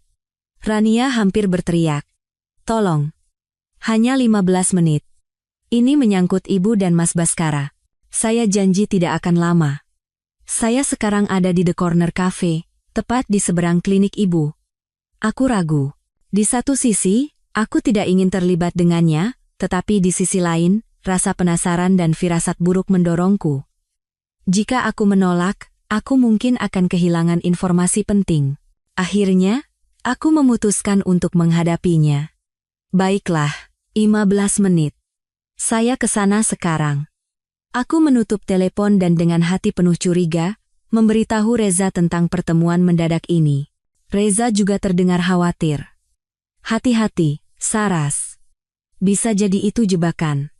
Aku akan segera ke sana. Aku akan duduk di meja lain dan mengawasimu. Beri isyarat jika ada apa-apa. Kehati-hatian Reza sedikit menenangkanku. Aku merapikan penampilanku, menarik napas dalam-dalam, lalu keluar dari klinik menuju kafe. Entah apa yang menantiku, jebakan atau kebenaran lain, aku harus menghadapinya. Sepertinya, sebuah adegan baru yang tidak ada dalam naskahku telah ditambahkan ke dalam sandiwara ini. The Corner Cafe didekorasi dengan gaya Eropa kuno, dengan pencahayaan kuning hangat dan alunan musik jazz yang lembut. Tempat yang sempurna untuk kencan romantis, tetapi sangat kontras dengan hatiku yang tegang. Begitu masuk, aku melihat Rania duduk di sudut dekat jendela. Dia mengenakan gaun longgar, dan wajahnya yang tanpa riasan tampak pucat dan kuyu, matanya yang bengkak jelas menunjukkan bahwa dia telah menangis lama. Dia lebih terlihat seperti korban yang malang daripada seseorang yang sedang memasang jebakan. Aku melirik Reza yang duduk di meja terdekat dengan koran di tangannya, tetapi matanya terus mengarah ke kami. Aku mendekat dan menarik kursi di seberang Rania. 15 menit, kataku dengan suara dingin tanpa emosi. Rania tersentak dan mengangkat kepalanya menatapku. Matanya berkaca-kaca. Dia tampak ketakutan, kedua tangannya terkepal erat di atas meja. Maaf, Bu. Saya tahu saya tidak pantas bicara dengan Ibu, tapi saya benar-benar tidak punya cara lain. Dia mulai terisak. Aku hanya melipat tangan dan menunggu dalam diam. Aku tidak punya waktu atau suasana hati untuk menonton sandiwaranya, langsung ke intinya saja. Potongku. Rania menarik napas, mencoba menenangkan diri. Mas Baskara. Dia menyuruh saya menggugurkan bayi ini. Dia berkata sambil memegangi perutnya, dan air matanya pecah lagi. Aku tertegun sejenak. Menyuruhnya menggugurkan bayi. Bukankah mereka sudah menyelesaikannya? Apa maksudmu? Bukankah kalian sudah ke klinik? Tanpa sadar aku mengucapkan kata-kata yang mengungkapkan bahwa aku tahu, dan langsung menyesalinya. Rania menatapku dengan mata terkejut, lalu menggelengkan kepala dengan suara getir. Bukan, Bu. Waktu itu saya keguguran karena kondisi kesehatan saya. Tapi sekarang saya hamil lagi, dan kali ini Mas Bas tidak menginginkan anak ini. Rasanya seperti tersengat listrik. Hamil lagi? Sedalam itukah hubungan mereka? Dan Baskara, yang selalu mengatakan mencintai anak-anak, kini dengan dingin ingin membuang darah dagingnya sendiri. Apa yang dia katakan? Suaraku sedikit bergetar. Dia bilang sekarang bukan waktunya, isak Rania. Dia akan segera dipromosikan menjadi wakil direktur utama dan tidak boleh ada skandal apapun. Pesta ulang tahun pernikahan ke-10 yang akan datang sangat penting, presdir dan jajaran direksi akan datang semua. Dia harus menjaga citra suami dan kepala keluarga yang sempurna. Dia berjanji, setelah masa ini lewat, setelah posisinya aman, dia akan memberiku status. Jadi dia memaksa saya ke klinik besok, sebelum pesta diadakan. Setiap kata Rania seperti hantaman palu di kepalaku. Jadi begitu. Inilah alasan sebenarnya pesta ini diadakan. Bukan hanya untuk menaikkan citra, tetapi sebagai sandiwara munafik untuk menutupi dosanya dan membuka jalan bagi masa depannya. Demi posisi wakil direktur utama, dia siap mengorbankan segalanya, bahkan anaknya sendiri. Lalu kenapa kau memberitahuku? Tanyaku dengan tatapan curiga. Karena saya tidak mau, teriak Rania, tetapi segera menutup mulutnya dan merendahkan suaranya. Saya tidak mau kehilangan anak saya. Saya sudah kehilangan satu. Saya tidak bisa kehilangan lagi. Saya sudah memohon padanya, tapi dia tidak mau dengar. Dia mengancam, jika saya tidak menurut, dia akan meninggalkan saya dan anak ini, dan membuat saya tidak bisa hidup tenang di Jakarta. Dia menatapku dengan tatapan putus asa. Bu Saras, ibu orang baik kan? Saya tahu saya salah telah masuk ke dalam rumah tangga ibu. Tapi tolong bantu saya. Hanya ibu yang bisa menghentikannya, tolong katakan padanya ibu tahu segalanya. Katakan padanya jika dia menyakiti anak ini, ibu tidak akan memaafkannya. Dia takut pada ibu. Dia takut kehilangan ibu, takut kehilangan semua yang ibu berikan padanya, hanya kata-kata ibu yang akan didengarnya. Aku duduk termangu. Pikiranku kusut. Sekarang aku mengerti. Rania datang menemuiku bukan untuk menjebak, melainkan untuk meminta bantuan. Dia mencoba menggunakan aku sebagai kartu terakhirnya untuk melindungi anaknya. Dia telah menghitung dengan tepat bahwa sebagai seorang wanita, sebagai seseorang yang juga mendambakan anak, aku tidak akan tega membiarkan nyawa tak berdosa direnggut. Ironis sekali, aku hampir tertawa. Wanita simpanan yang telah menghancurkan rumah tanggaku, kini datang memohon pada istri sah untuk menyelamatkan darah daging hasil pengkhianatan. Apa yang harus kulakukan? Membantunya? Itu berarti anak dari suamiku dan selingkuhannya akan lahir. Kehadiran anak itu akan selamanya menjadi luka dan aib bagiku. Tetapi jika tidak membantunya, aku akan hidup dengan rasa bersalah karena secara tidak langsung menyebabkan kematian nyawa yang tidak berdosa. Aku menatap mata Rania yang berlinang air mata dan perutnya yang mulai membuncit. Anak itu tidak bersalah. Yang bersalah adalah kami, orang-orang dewasa. Aku menarik napas dalam-dalam. Sepertinya rencanaku butuh sedikit penyesuaian. Sandiwara ini harus menghadirkan aktor lain, dan aktor itu bukanlah aku. Saat meninggalkan kafe, dengan hati yang berat aku menghitung berbagai kemungkinan. Pertemuan dengan Rania telah membawaku ke dalam situasi dilema. Rencana balas dendam yang telah kususun dengan susah payah kini goyah oleh variabel yang tidak kuduga, variabel bernama nyawa tak berdosa. Reza menungguku di luar dengan wajah cemas. Bagaimana? Apa yang dia katakan? Bukan jebakan? Aku menggelengkan kepala dan menceritakan semuanya pada Reza. Reza juga tercengang. Dia terdiam lama, lalu menghela napas. Benar-benar kacau. Baskara. Dia bukan manusia lagi. Jadi, apa rencanamu? Aku menatap ke depan. Sebuah keputusan besar perlahan mengeras di benakku. Reza, aku tidak bisa membiarkan anak itu celaka. Siapapun ibunya, meskipun anak itu lahir dari pengkhianatan, dia tetaplah seorang anak. Dia berhak hidup. Reza mengangguk. Di matanya tersirat rasa hormat. Aku tahu kau akan berkata begitu. Kau selalu seperti itu. Terlalu baik. Bukan, aku tidak baik, potongku dengan dingin. Aku hanya tidak ingin menjual nuraniku hanya untuk membalas dendam pada satu orang yang tidak berharga. Anak itu akan kuselamatkan. Tapi bukan dengan cara yang diinginkan Rania. Aku tidak akan turun tangan. Aku tidak akan berbicara langsung dengan Baskara. Aku akan membuat orang lain melakukannya. Orang lain? Siapa? Tanya Reza terkejut. Ibunya Baskara, kataku dengan senyum penuh arti. Hanya beliau yang bisa menghentikan putranya. Dan kehadiran anak ini akan menjadi kejutan terbesar baginya. Rencanaku mulai berubah. Kini bukan lagi sekadar mengungkap kebenaran, tetapi akan menjadi perang psikologis yang jauh lebih rumit. Aku sangat mengenal ibu mertuaku. Beliau adalah wanita dengan nilai-nilai tradisional, yang menjunjung tinggi kehormatan keluarga di atas segalanya, dan sangat mendambakan cucu sebagai penerus keluarga.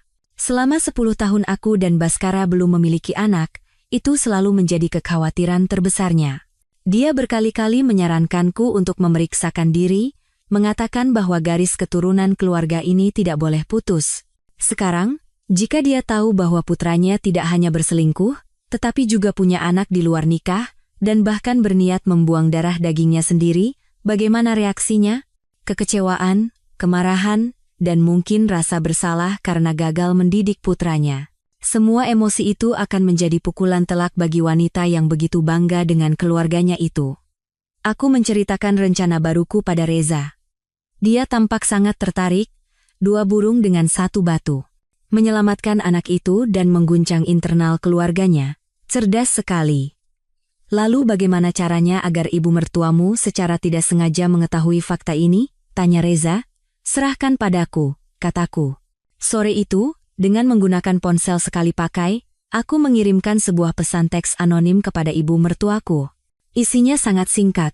Ibu, jika ingin tahu kenapa sampai sekarang belum menimang cucu, datanglah ke The Corner Cafe, meja nomor 7, pukul 4 sore ini. Sebuah kejutan luar biasa menanti Anda. Aku tahu, dengan sifatnya yang penuh rasa ingin tahu dan curiga, ibu mertuaku tidak akan mengabaikan pesan misterius ini, dan aku menelepon Rania lagi. Aku mengatakan bahwa aku tidak akan turun tangan langsung, tetapi aku punya cara untuk membantunya. Aku menyuruhnya datang ke kafe yang sama, di waktu yang sama, dan menceritakan semua fakta tentang Baskara yang memaksanya melakukan aborsi kepada temanku yang akan menemuinya di sana. Aku mengatakan bahwa temanku itu akan membantunya. Rania yang putus asa setuju tanpa curiga sedikit pun. Tepat pukul 4 sore, aku dan Reza berada di dalam mobil yang diparkir di seberang kafe, mengamati segalanya melalui teropong kecil. Ibu mertuaku tiba lebih dulu. Dia mengenakan pakaian mewah, tetapi ekspresinya tegang dan dia terus melihat sekeliling. Dia duduk tepat di meja nomor 7. Beberapa menit kemudian, Rania tiba. 2 wanita, yang satu tua dan yang satu muda, yang satu adalah ibu dari istri sah putranya, yang lain adalah selingkuhan dalam bayang-bayang, duduk berhadapan. Awalnya, Rania tampak terkejut bahwa temanku adalah seorang wanita tua, tetapi dia tidak punya pilihan lain, dia mulai bercerita.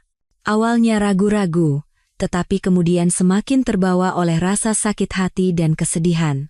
Kami tidak bisa mendengar percakapan mereka, tetapi kami bisa melihat dengan jelas perubahan ekspresi ibu mertuaku dari balik kaca. Dari terkejut, menjadi ngeri, lalu marah dan syok hingga pucat pasi. Dia melompat berdiri, menunjuk-nunjuk wajah Rania sambil sepertinya memarahinya. Rania juga tidak lagi menunjukkan sisi lemahnya, dia bangkit dan melawannya, percakapan berubah menjadi perdebatan. Akhirnya, ibu mertuaku, yang selalu berlagak anggun dan berwibawa, tidak bisa lagi menahan emosinya. Dia terhuyung-huyung dan berlari keluar kafe. Wajahnya kosong, seperti orang yang kehilangan jiwa. Selesai, kata Reza sambil menurunkan teropongnya.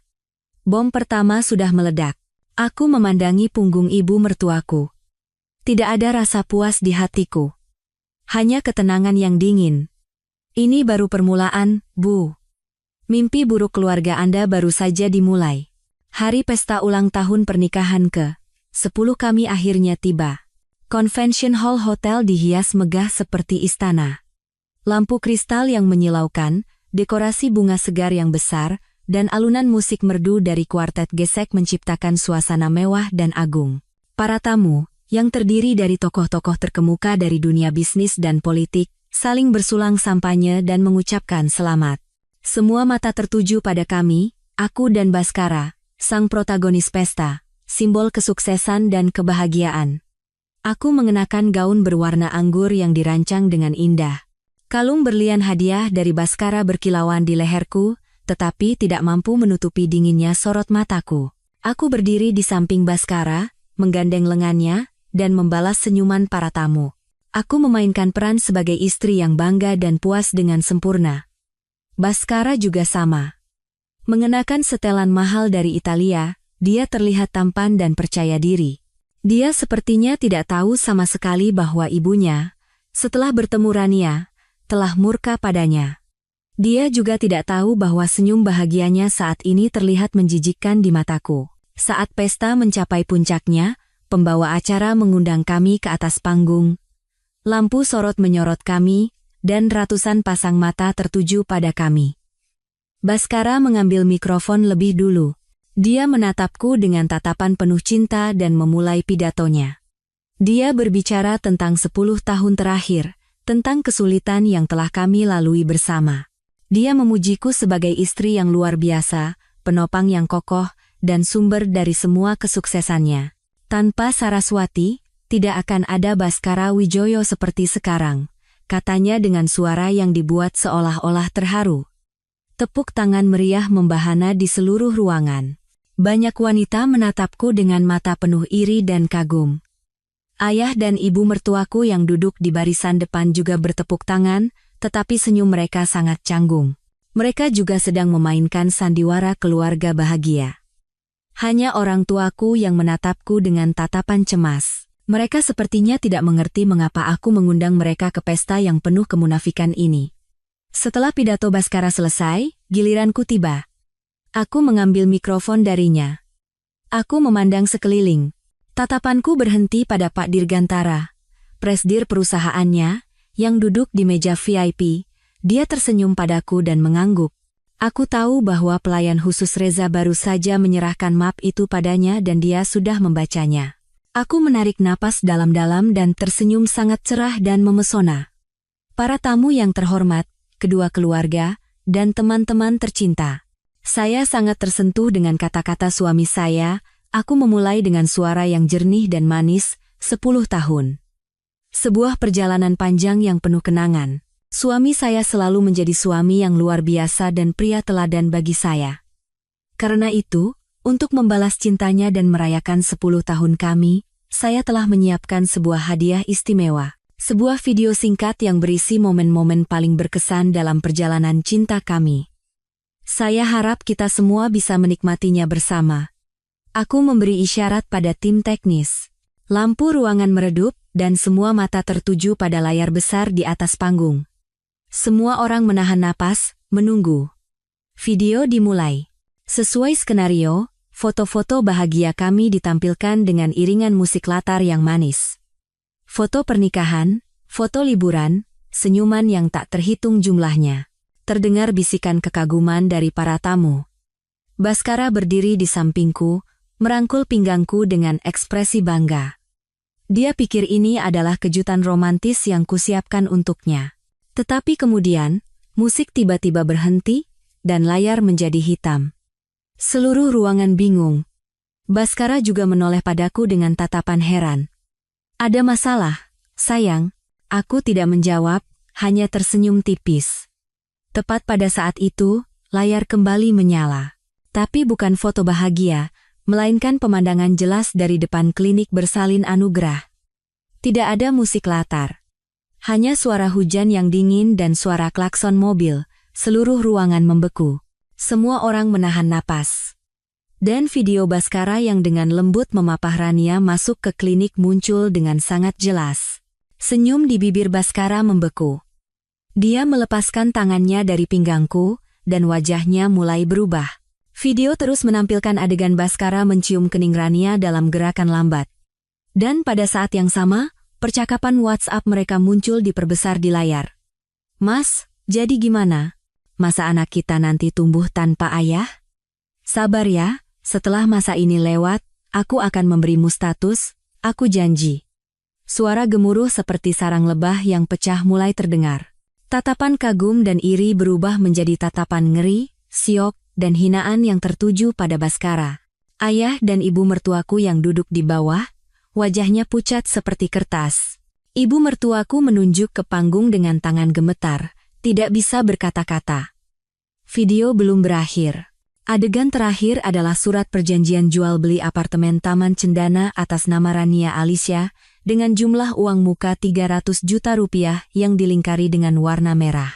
Layar berhenti di situ, dan kemudian muncul sebaris kalimat, "Mas Baskara, ini hadiah ulang tahun ke-10 dariku untukmu. Suka?" Seluruh ruangan meledak. Keheningan pecah menjadi keributan yang tak terkendali. Sandiwara telah mencapai puncaknya. Bom yang telah kusiapkan dengan tenang akhirnya meledak di tengah-tengah acara, di depan orang-orang terpenting dalam hidup dan karier Baskara. Kekacauan menelan pesta yang megah itu. Lampu panggung masih terang, tetapi kini bukan lagi menyoroti pasangan bahagia, melainkan mengungkap sebuah tragedi yang memilukan. Keributan semakin besar, tatapan penasaran, jari-jari yang menunjuk, semuanya mengarah pada Baskara. Dia berdiri terpaku di atas panggung. Seluruh tubuhnya gemetar, keringat dingin membasahi keningnya. Wajahnya yang biasanya tampan dan berkelas kini berubah menjadi topeng syok, amarah, dan aib. Dia menoleh padaku. Kedua matanya yang memerah menatapku tajam. "Saraswati, kau. Beraninya kau." Teriaknya dengan gigi bergemeletuk. Suaranya pecah. Aku menatap lurus ke matanya. Tanpa sedikit pun rasa takut. Sorot mataku dingin dan tenang, seperti seorang hakim yang menatap terdakwa. "Kenapa kau pikir aku tidak berani?" Tanyaku balik. Suaraku tidak keras, tetapi jelas dan tegas, cukup untuk mengalahkan semua kebisingan di sekitar. "Kau berani menipuku, menginjak-injak 10 tahun kita, dan menggunakan uangku untuk membiayai wanita lain. Kenapa aku tidak berani menunjukkan wajah aslimu pada semua orang?" Di barisan depan, kekacauan lain terjadi. Ayah mertuaku, yang selalu menjaga wibawanya, tidak bisa berdiri tegak. Dia memegangi dadanya, dan terengah-engah, wajahnya membiru. Ibu mertuaku menjerit dan pingsan. Orang-orang di sekitarnya bergegas membantunya dan memanggil ambulans. Sandiwara keluarga bahagia yang mereka jaga dengan susah payah hancur berkeping-keping hanya dalam beberapa menit. Namun, reaksi paling menentukan datang dari Pak Dirgantara. Pria paling berkuasa di ruangan itu tidak panik, dia hanya berdiri dengan tenang. Wajahnya mengeras, dan tatapan tajamnya seperti pisau mengarah pada Baskara. Tanpa sepatah kata pun, dia menggelengkan kepala sekali dengan ekspresi penuh kekecewaan dan penghinaan. Lalu dia berbalik dan dengan tegas meninggalkan ruangan, meninggalkan kekacauan itu. Kepergiannya bagaikan vonis mati. Vonis yang mengakhiri masa depan dan karier yang begitu didambakan Baskara. Posisi wakil direktur utama dan segalanya, tidak ada yang tersisa. Semuanya lenyap seperti asap. Melihat Pak Dirgantara pergi, Baskara seolah tersadar dari keterkejutannya. Rasa malu berubah menjadi amarah yang membabi buta. Dia kehilangan akal sehat, berlari ke arahku, dan mengangkat tangannya. "Akan kubunuh kau." Tapi sebelum tangannya menyentuhku, sebuah bayangan melompat ke atas panggung dan menghalangi di depanku. Reza. Dia sudah berada di samping panggung. "Baskara, kau gila?" geram Reza sambil mencengkeram lengan Baskara. "Kau mau melakukan kekerasan di depan banyak orang seperti ini? Kau sudah tidak waras? Lepaskan. Ini urusan rumah tanggaku." Baskara meronta-ronta. Tetapi petugas keamanan hotel segera datang.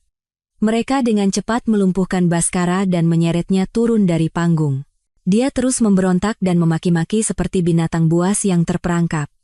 Pesta ulang tahun pernikahan ke-10 berakhir dengan cara yang tidak bisa lebih tragis lagi. Para tamu berbisik-bisik dan bergegas pergi. Masing-masing membawa pulang gosip skandal yang heboh. Di ruangan yang kosong itu, hanya tersisa aku, Reza, dan keluargaku. Ayah dan ibuku berlari ke atas panggung dan memelukku erat. "Nak, kamu tidak apa-apa?" isak ibuku. Aku menggelengkan kepala dan bersandar di pelukan ibuku. Perasaan hangat dan aman menyelimutiku. Akhirnya, beban berat itu terangkat.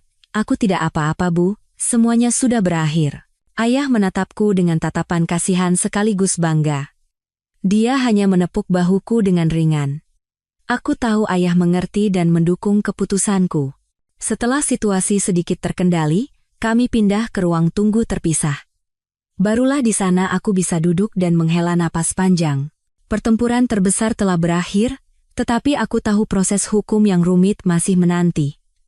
"Terima kasih, Reza," kataku dengan tulus, "tanpamu, aku tidak akan pernah bisa melakukannya." Heza tersenyum tipis. "Antar teman saja, yang penting sekarang kau bebas, kau telah melakukan hal yang sangat berani." Saat itu, pintu ruang tunggu terbuka dengan kasar. Baskara. Dia sepertinya sudah lebih tenang, tetapi penampilannya menyedihkan. Setelannya kusut, rambutnya acak-acakan. Dia tidak lagi beringas. Dia hanya berdiri di ambang pintu, menatapku dengan mata kosong. Dua petugas keamanan menahannya, tetapi dia sendiri sepertinya tidak punya tenaga untuk membuat keributan lagi. Semua orang terdiam. Ayahku bangkit hendak mengatakan sesuatu, tetapi aku memberi isyarat untuk menahannya. Aku bangkit dari kursi dan berjalan menghampiri Baskara. "Percakapan terakhir, penutupan yang jelas, sangat diperlukan. Masih ada yang mau kau katakan?" tanyaku dengan suara tanpa emosi. Baskara menatapku, bibirnya bergerak-gerak, tetapi tidak ada kata yang keluar. Keangkuhan dan kepercayaan dirinya telah lenyap. Dia kini hanyalah seorang pecundang yang menyedihkan. "Kenapa?" akhirnya dia berbisik. "Kenapa harus sejauh ini?" Aku menatap lurus ke matanya. "Karena kau pantas mendapatkannya, Mas Baskara. Kau yang menghancurkan semuanya dengan tanganmu sendiri. Jangan salahkan aku." Dengan kata-kata itu, aku berbalik. Aku tidak ingin melihat wajahnya sedetik pun lebih lama. Aku melewatinya. Pintu ruang tunggu tertutup, dan 10 tahun hidupku bersama pria itu resmi berakhir. Di tempat yang telah dilanda badai, tersisa keheningan yang aneh. Kehampaan dan kelelahan yang datang setelah kemarahan dan adrenalin mereda. Malam itu, aku tidak kembali ke rumah yang pernah menjadi surga kami, tetapi kini telah menjadi reruntuhan kebohongan. Aku pergi bersama orang tuaku dan Reza ke rumah masa kecilku. Tempat di mana setiap sudutnya menyimpan kenangan damai. Aku tidak menangis atau banyak bicara. Aku hanya diam-diam masuk ke kamar lamaku, merebahkan diri di tempat tidur yang familiar, dan tertidur lelap tanpa mimpi. Itu adalah tidur pertamaku dalam beberapa minggu tanpa ketegangan, tanpa sandiwara, tanpa ketakutan. Saat sinar matahari pagi menyusup melalui jendela dan menciptakan berkas cahaya di lantai, aku terbangun, tubuhku terasa sangat ringan. Seolah-olah beban berat yang telah menindihku selama 10 tahun terakhir telah terangkat. Beberapa hari berikutnya, seperti yang telah kuduga bersama Reza, kisah pesta ulang tahun pernikahan yang menentukan itu menyebar seperti bom di media dan media sosial. Video yang kutayangkan tidak bocor seluruhnya karena kontrol keamanan, tetapi melalui mulut ratusan tamu, apa yang terjadi di pesta itu diceritakan kembali dalam berbagai versi. Namun, inti dari semua cerita itu sama. Baskara Wijoyo, seorang direktur pemasaran yang menjadi panutan pria berkeluarga, telah diungkap perselingkuhan, penipuan, dan penggelapannya oleh istrinya sendiri, tepat di hari perayaan cinta mereka. Saham grup perusahaan tempatnya bekerja sempat anjlok. Jajaran direksi, termasuk presidir yang dipermalukan dan pergi begitu saja, tidak tinggal diam. Hanya 2 hari kemudian, sebuah siaran pers singkat namun tegas dirilis. Grup perusahaan memutuskan hubungan kerja secara resmi dengan Bapak Baskara Wijoyo, setelah mempertimbangkan bahwa tindakan amoral serius yang dilakukannya bertentangan dengan nilai-nilai inti perusahaan dan berdampak negatif pada citra perusahaan. Posisi wakil direktur utama, yang begitu didambakan Baskara hingga rela mengorbankan segalanya, bahkan kemanusiaannya, kini menjadi mimpi yang jauh, ilusi yang hancur. Karier yang dibangunnya di atas pengorbanan masa mudaku selama 10 tahun, hancur total dalam semalam. Keluarganya juga tidak luput dari pusaran aib. Rumah mereka yang dulu angkuh kini mengunci pintu. Mereka tidak punya keberanian untuk menghadapi tetangga atau menerima telepon dari kerabat yang penuh sindiran. Ibu mertuaku, yang sangat terkejut, bukan lagi bersandiwara, tetapi benar-benar dirawat di rumah sakit. Ayah mertuaku yang patriarkal dan berwibawa, rambutnya memutih dalam semalam. Cangkang sempurna keluarga bahagia yang mereka jaga dengan susah payah telah hancur berkeping-keping, memperlihatkan kebenaran yang busuk dan buruk. Nasib Rania juga tidak berbeda. Setelah insiden itu, identitas dan ceritanya dengan cepat terungkap oleh para netizen. Dia dipecat dari perusahaan, dijauhi oleh teman-temannya, dan menjadi pusat caci maki. Tidak tahan dengan tekanan, dia diam-diam menghilang dari Jakarta dengan membawa darah daging Baskara di dalam kandungannya. Memulai pelarian menuju masa depan yang tidak pasti. Itulah akhir yang menyedihkan dari sebuah hubungan yang dibangun di atas perhitungan dan kebohongan. Sementara dunia luar ramai dengan dampak cerita itu, aku memilih untuk diam. Semua proses hukum kuserahkan pada Reza. Berkat bukti-bukti yang tak terbantahkan, proses perceraian berjalan sangat cepat. Baskara, yang telah kehilangan segalanya, sepertinya tidak punya tenaga lagi untuk melawan atau berdebat. Dia diam-diam menandatangani surat perjanjian cerai. Dia setuju untuk pergi dengan tangan kosong. Rumah, mobil, dan sebagian besar harta bersama yang pada dasarnya adalah hasil dari uang dan usahaku kembali kepada pemiliknya yang sah menurut hukum. Di hari aku menerima surat putusan cerai, aku tidak merasa puas atau senang. Hatiku anehnya terasa damai. Sebuah lembaran dari buku tua yang penuh dengan penderitaan dan air mata akhirnya telah ditutup. Aku tidak buru-buru kembali bekerja. Aku tahu jiwaku butuh penyembuhan. Aku memberitahu orang tuaku bahwa aku butuh perjalanan yang sangat jauh untuk menemukan kembali diriku sendiri. Orang tuaku, yang telah mengetahui segalanya, diam-diam mendukungku. Pergilah, nak, kata ayahku. Pergilah kemanapun kau mau. Asalkan hatimu bisa tenang, itu sudah cukup, begitulah perjalananku dimulai. Sebuah perjalanan tanpa jadwal atau tujuan yang pasti. Aku memutuskan untuk pergi ke Eropa, tanah kuno yang telah lama kuimpikan. Yang mengejutkan, Reza juga ikut dalam perjalanan itu. Dia bilang liburan yang telah direncanakannya sejak lama kebetulan bersamaan. Aku tahu itu hanya alasan. Dia ikut karena mengkhawatirkanku. Dia tidak mengucapkan kata-kata penghiburan yang klise. Dia hanya diam-diam menemaniku. Terkadang sebagai teman seperjalanan yang menjelajahi jalan-jalan asing bersama, terkadang sebagai konselor yang dengan sabar mendengarkan ceritaku yang tak berujung selama berjam-jam. Saat berdiri di depan Koloseum Roma, yang telah menyaksikan naik turunnya sejarah, tiba-tiba penderitaanku terasa sangat kecil. Jika kekaisaran besar saja bisa runtuh, apalagi sebuah pernikahan yang dibangun di atas kebohongan? Kekokohan reruntuhan berusia ribuan tahun itu seolah memberiku kekuatan. Bahwa semua luka pada akhirnya akan menjadi bagian dari sejarah, dan manusia harus terus hidup dengan tegar. Di Paris, kota cinta, aku tidak lagi merasa sakit hati melihat pasangan yang berjalan di sepanjang sungai Seine. Aku duduk sendirian di sudut kafe kecil, minum kopi, dan mengagumi cahaya menara Eiffel yang menghiasi langit malam. Aku menyadari bahwa kebahagiaan tidak harus datang dari orang lain. Kebahagiaan terkadang cukup dengan berada sendirian dengan tenang, melakukan apa yang kusukai, menjadi diriku sendiri. Reza selalu ada di sana. Menjaga jarak yang pas, tidak melanggar ruang pribadiku, tetapi selalu siap saat aku membutuhkannya. Dan akhirnya, di Santorini, pulau surga yang khas dengan kubah putih dan birunya, sesuatu di dalam diriku benar-benar berubah. Sore itu, kami duduk berdampingan di ujung tebing, memandangi matahari terbenam yang perlahan tenggelam di Laut Aegea. Pemandangan langit yang diwarnai oleh semburat jingga yang membara begitu indah hingga membuat napas tertahan. Di saat yang begitu hening dan damai itu, Reza tiba-tiba menggenggam tanganku. Tangannya hangat dan kokoh. "Saras," katanya pelan. "Masa lalu sudah di belakang. Itu adalah pelajaran, bukan hukuman seumur hidup.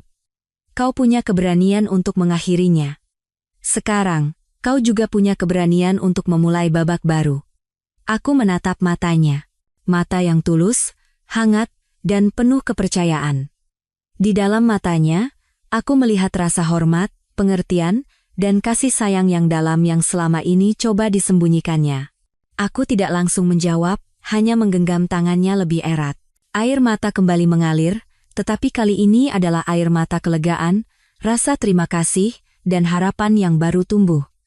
Ketika kami kembali ke Indonesia, aku telah menjadi orang yang sama sekali berbeda. Aku memutuskan untuk tidak kembali mengelola klinik kecantikan. Aku menyerahkan bisnis itu kepada pemilik baru dan hanya menyisakan sedikit saham. Aku ingin memulai sesuatu yang baru, sesuatu yang lebih berarti, sesuatu yang benar-benar milikku. Aku teringat hari-hari di mana aku merasa putus asa dan tidak berdaya saat menemukan kebenaran. Aku ingat kesepian karena harus menanggung semuanya sendirian. Dan aku tahu, ada banyak wanita lain di luar sana yang mengalami penderitaan serupa, tetapi tidak semua orang cukup beruntung, cukup kuat, atau memiliki sumber daya yang cukup untuk mengatasinya. Dengan bantuan hukum dan dukungan moral dari Reza, aku mendirikan sebuah yayasan amal bernama Pagi Yang Baru. Sebuah yayasan yang memberikan bantuan hukum gratis, konseling psikologis, dan modal awal bagi para wanita korban kekerasan dalam rumah tangga dan penipuan pernikahan, untuk membantu mereka keluar dari kehidupan yang buntu dan memiliki keberanian serta sumber daya untuk memulai dari awal lagi. Kisahku berubah dari tragedi pribadi menjadi kisah inspiratif bagi banyak orang. Aku menggunakan pengalamanku yang menyakitkan untuk memberikan seminar, berbagi cerita, dan membantu wanita lain menyadari bahwa mereka tidak sendirian, bahwa diam dan sabar bukanlah sebuah kebajikan, dan bahwa setelah hujan selalu ada pelangi. Pekerjaan baru ini membuatku sibuk. Setiap kali satu kasus berhasil diselesaikan dan aku melihat seorang wanita kembali tersenyum, aku merasakan kegembiraan dan kepuasan yang tidak akan pernah bisa didapatkan dari uang atau jabatan. Aku telah menemukan tujuan hidupku. Beberapa tahun kemudian, di sebuah acara penggalangan dana untuk Pagi Yang Baru, aku tidak sengaja bertemu dengan Baskara. Dia bukan lagi direktur yang berkelas dan angkuh seperti dulu. Dia terlihat jauh lebih tua dan kuyu, dengan uban di rambutnya. Dia bekerja sebagai sales di sebuah perusahaan kecil. Dia tidak diundang, mungkin hanya ikut dengan tamu lain. Dia berdiri di sudut, diam-diam menatapku yang bersinar penuh percaya diri di atas panggung. Di sisiku, berdiri Reza, suamiku saat ini dan salah satu pendiri yayasan. Pandangan kami bertemu sejenak. Di matanya tidak ada lagi kebencian atau amarah. Hanya penyesalan yang terlambat dan sedikit rasa kagum. Dari kejauhan, dia sedikit menundukkan kepala padaku, lalu diam-diam berbalik dan menghilang di antara kerumunan. Aku memandangi punggungnya. Tidak ada gejolak apapun di hatiku. Semua kebencian dan rasa sakit telah benar-benar hilang seiring waktu, hanya menyisakan kedamaian. Dia punya hidupnya, dan aku punya hidupku. Kami telah menjadi dua garis paralel yang tidak akan pernah bertemu lagi. Malam itu, setelah acara selesai, aku dan Reza berjalan-jalan di Taman Suropati. Angin malam yang sejuk membawa aroma rumput yang lembut. Dia dengan lembut merangkul bahuku dan memberikan ciuman ringan di kepalaku. Lagi mikirin apa? Lagi mikir betapa anehnya hidup ini, aku tersenyum sambil menyandarkan kepala di bahunya. Saat satu pintu tertutup, rasanya seperti dunia kiamat. Tapi ternyata, itu hanya untuk membuka pintu lain yang lebih baik dan lebih cerah. Aku telah kehilangan sebuah keluarga yang dibangun di atas kebohongan. Tetapi kini, aku telah mendapatkan keluarga baru yang lebih utuh dan tulus, kebahagiaan yang baru. Aku telah menemukan kembali diriku sendiri, Saraswati, yang kuat, mandiri, dan tahu cara mencintai. Sandiwara dalam hidupku, babak tragedi itu, telah resmi berakhir. Dan mulai sekarang, di atas panggung kehidupanku, aku akan menulis naskah baru dengan tanganku sendiri. Babak-babak yang hanya diisi dengan kegembiraan, cahaya, dan kebahagiaan.